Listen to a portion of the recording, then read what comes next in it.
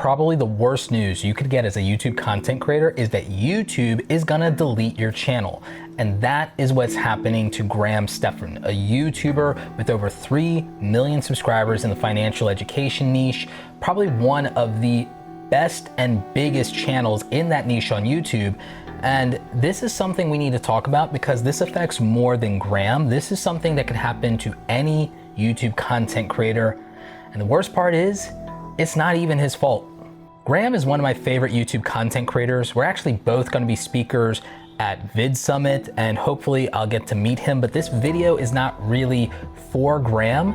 It's actually for the rest of you. Andre Geek, another financial education YouTuber, recently made a video about what's happening to Graham and his channel. And so I wanted to chime in. It's not the video I had planned to put out today, but I wanted to chime in because this is something that many YouTubers have actually DM'd me about recently. It's not an issue I was aware had gotten this extreme, and it could potentially mean that more YouTube channels could be queued for deletion. And so I want to make this video for you, the creators, to know how to kind of protect your channel. But I also have a message for Team YouTube if they happen to be watching. And don't worry, this is not me like dunking on them in any way. It's just some concerns that a lot of people in the community have and what we think can be done about it. Sometimes you don't just sit there and complain about problems. Sometimes you actually have to come up with solutions for them. So you understand what's going on. There are several YouTube policies with regard to spam and comments that become a problem. They become a bigger problem when it's not you doing them and when it's bots and scammers doing it in your name. Many of you probably know that there has been a massive problem on YouTube with fake accounts impersonating creators, especially on their own channel, and leaving comments that then try to get you to give your email address or use a WhatsApp number, and ultimately they try to scam a creator's audience. Usually it ends up being a crypto scheme of some kind, and that has become a rampant problem on YouTube lately. Social media as a whole, but in particular YouTube.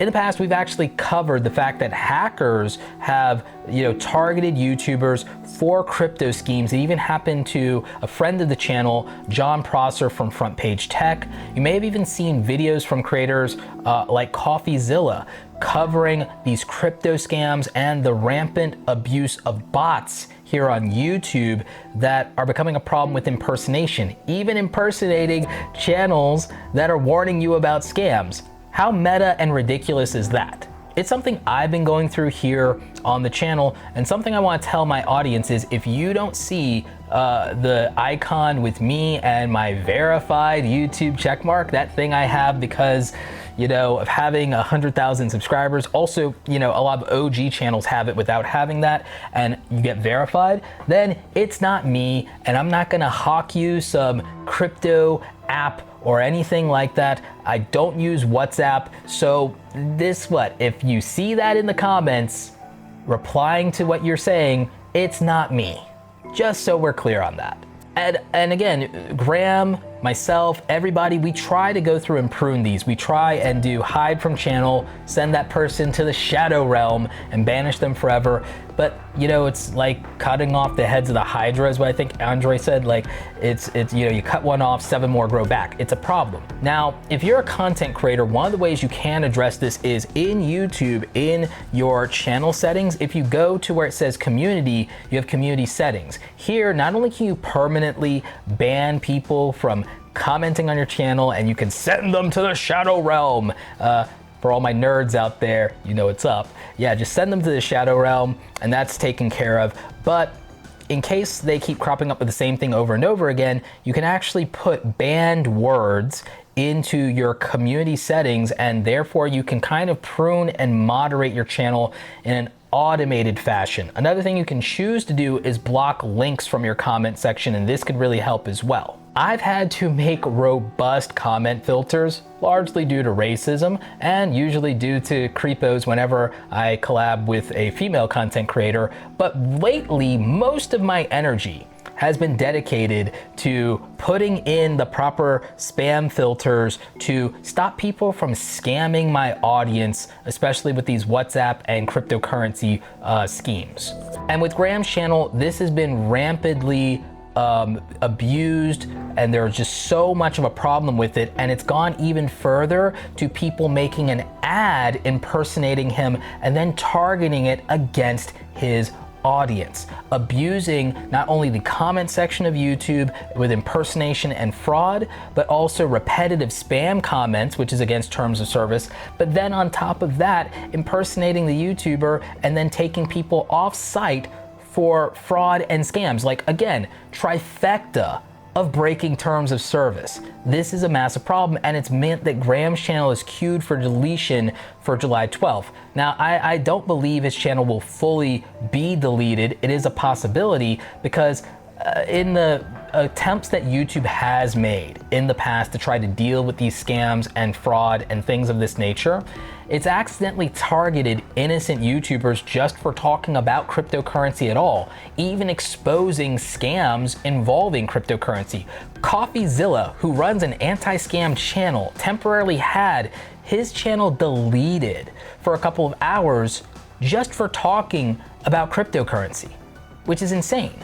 What I would want to happen, at least as far as Team YouTube is concerned, is this may feel like, okay, it doesn't help smaller channels, but for the larger channels that are basically full-time content creators, I think for anybody that's at the silver play button level or more, that before anyone is targeted or queued for deletion, before that deletion happens, then they should absolutely have a YouTube team member actually reach out to them and have direct communication with them. I don't think that anybody who has built up a channel to 100,000 subscribers that YouTube can say is a full-time or legitimate or seasoned content creator should have their channel queued for deletion without a conversation being had either through email or something. I think that there should be a direct outreach and a way for a content creator to have a communication with YouTube when they're at that level at least. And the reason that I'm using 100,000 as the cutoff here, because I know there's people who are gonna feel offended by that, I just think that there are too many channels that would make it impossible for YouTube to offer this to everybody. But we know that there are only, and I say only, about 250,000 silver play button channels worldwide as of the making of this video. And that's a huge, ridiculous number anyway, but that at least is reasonable and manageable, and I could see them having the resources to handle that. So if you're gonna queue a channel for deletion, and I think at that level, it's much rarer for channels to end up queued for deletion, so you can see why this for me is a process and a workflow problem of, okay, there's 250,000 channels, how many of them could ever possibly be queued for deletion if they're at 100,000 subscribers? It seems reasonable that you could get a human being on the phone at that point, because it can't be that many, not in any given month anyway, not without a larger systemic, massive problem on the platform. So I feel like that's an appropriate step for YouTube as a company to make. I also believe that for channels of that level, what about just having a paid customer service tier?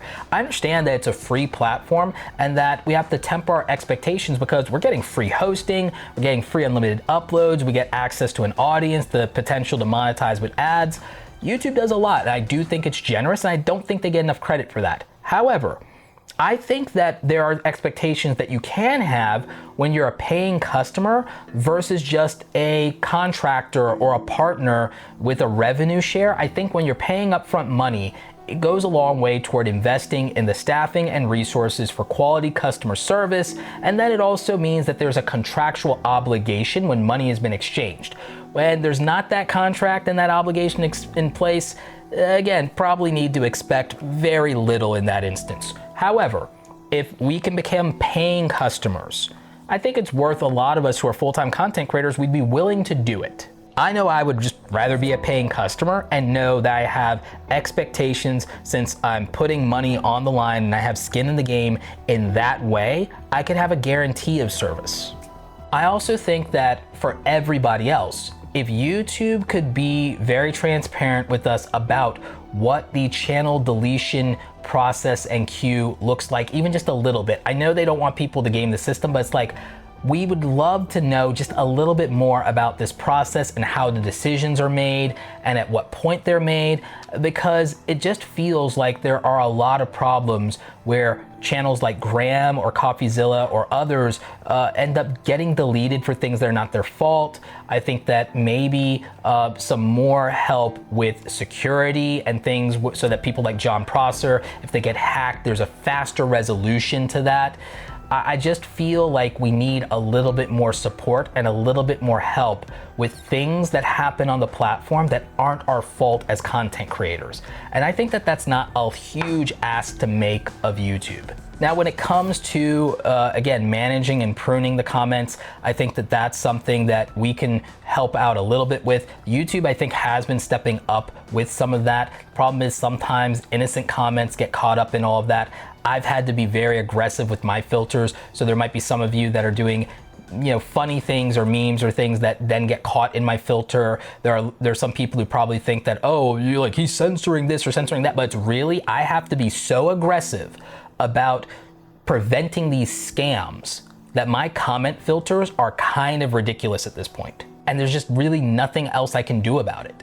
Now, with regard to the fraudulent advertisers, I'm a paying advertiser on YouTube myself for my coaching business, Awesome Creator Academy. Sometimes you might see an ad from me pop up for one-on-one coaching or for the YouTube Starter Kit, and those are legitimately me. Now, the problem is that GramStephan, MrBeast, and several other very prominent creators, usually people that are either over 1 million subscribers or tens of millions of subscribers, or that are very relevant in finance or cryptocurrency, have people using their likeness and fraudulently impersonating them and running ads targeting their audience or other creators' channels, and basically trying to manipulate them into these scams and get their money. And Google advertising is a separate entity and different than YouTube, even though they're both owned by Google. Most content creators are not aware of that. They don't know how the advertising that pays them works. I was Google AdWords certified before I was a YouTube content creator. That was my job back in corporate America, and I'm still very familiar with it today as I manage it for myself. I've managed it for other people before. So when it comes to the advertising side, I want Google Ads and that team to step up a lot more in the vetting. I know that it's almost as crazy as the uploads happening to YouTube in terms of vetting, but I do believe that there should be filters in place, especially when you have prominent content creators that have some extra mechanism for verifying that association, and so that people cannot fraudulently impersonate us and target our audience. Otherwise, the only recourse we're really left with is the YouTube copyright system, because just blocking those individual links as an AdSense publisher, what do? You take one down, 7 more grow back. It's not working. Also, people reporting that people are impersonating MrBeast and using him for cryptocurrency schemes, or GramStephan or anybody, that reporting system is not getting the job done either. So aside from us needing to go the legal route of copyright and trademark, which again, if you're a full-time content creator, start looking into trademarks for things for your brand so that when people impersonate you and use your likeness, you have a legal recourse and a way to take them down with DMCA and those type of things. It's a pain. And again, don't use it in bad faith, but it's important at this point with people literally going out of their way to run scams and defraud your audience. And so we have to protect our audiences at this point, not just our own reputation, but we have to protect people from getting scammed and losing money. And we're having to intervene and step in that way because, again, I know it's unwieldy, I know it's a global platform, and I know it gets very bogged down. But the Google Ads system, when it comes to the fact that YouTube content creators are a thing that exists, I think has to take that into consideration in some way, and that there needs to be more aggressive filtering and vetting to make sure that impersonation is not happening, that prominent creators are not being targeted, and their audiences aren't being targeted for these type of scams and these type of things. Maybe give us as creators a little bit more transparency and control over some of the ads and vendors that appear on our channels, and that would go a long way toward us taking on some of that responsibility and protecting the audience. I know that's hard on Google and YouTube side to always do these things, but again, if you give us the tools, we as a community will take care of ourselves a lot of the time. So to the creators out there, just remember, do everything you can to be in compliance with YouTube's terms of service. Make sure you understand those things fully. And if you are a full-time content creator and you don't understand the terms of service, hire a lawyer to explain the terms of service to you if this is something you rely on and it's your livelihood. Like I said, there are other channels besides Graham that this has happened to. There are people who have DM'd me about this issue, and this isn't the only issue we're seeing in the community with things like this. And so I really just want there to be solutions that exist for people. So if you're on Team YouTube and you're watching this, I hope that you take some of this to heart and know that this is not me in any way coming at you guys. I know you have a really difficult job. I know there are literally just shy of 100 million creators that you're trying to take care of, but we need more resources. We need more help with this. And then as for the creators, just make sure everything you're doing that can protect you and your audience and your reputation and your channel is something that you're making a priority. And I hope that this video helps you in some way. It's not a fun video to make, but I think it's a necessary video to make. And I hope that it helps you in some way, or at least lets you know that there are people who are looking at these problems and are trying to find solutions.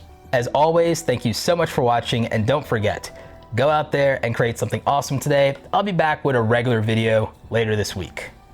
Take care.